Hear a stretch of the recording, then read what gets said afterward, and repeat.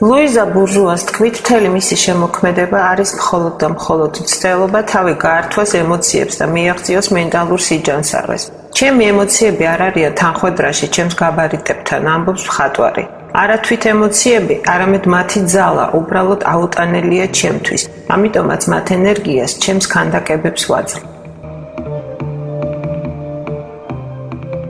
ბურჟუ არის მაგალითი მხატვრისა, რომელმაც მოახდინა თავისი ბავშვობის ფაქტების, საკუთარი აკვიატებული იდეების და კოშმარების მითოლოგიზირება.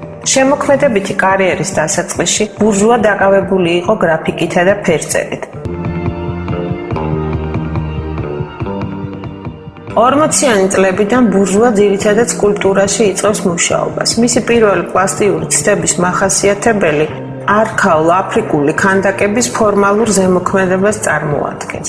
მისი ერთ-ერთი ყველაზე ცნობილი ნამუშევარია უსინათლო წამყვანი უსინათლოსი. ეს პირდაპირი გამოძახილია პიტერ ბრეიგელ უფროსის შედევრისა იგავი ბრმებზე. ბურჟუა მიეკუთვნება მხატვარ პოსტსიურეალისტთა რიცხვს, რომლებმაც საკუთარ თავზე განაცხადი 30-ან 40-იან წლებში გააკეთეს. 1968 წელს ლუიზა ბურჟუა ქმნის ორ საბაზისო ქანდაკებას: გოგონები და აყვავებული იანუსი.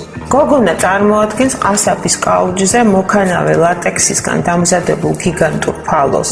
ეს სკულპტურა უპირველეს ყოვლისა არის ალტერნატიული ხედვა ფალოსის იკონოგრაფიასა და მამაკაცის სტატუსზე. ბრინჯაოს აყვავებული იანუსი გამოხატავს გენდერული ფორმების მარადიულ შეერთებას. 990 წლისთვის ბურჟუას შემოქმედებაში ახალი ეტაპი იწყება, ეგრეთ წოდებული გალიის პერიოდი. მხატვრის მთავარ მიზანს წარმოადგენდა საგალერეო სივრცეებისგან რადიკალურად განსხვავებული გარემოს შექმნა, სადაც შესვლა შესაძლებელი იქნებოდა. ეს კონსტრუქციები წარმოადგენს წარსული გამოცდილების თავისებურ იზოლაციას, რომელიც ღამის კოშმარის სცენას მოგვაგონებს. ბურჟუა შემდგომ მარმარილოს მასალას ცვლის ქსოვილებისგან შექმნილი ფიგურებით, რომლებიც გამოხატავენ ტკივილისას და სასოწარკვეთის სხვადასხვა სტადიებს.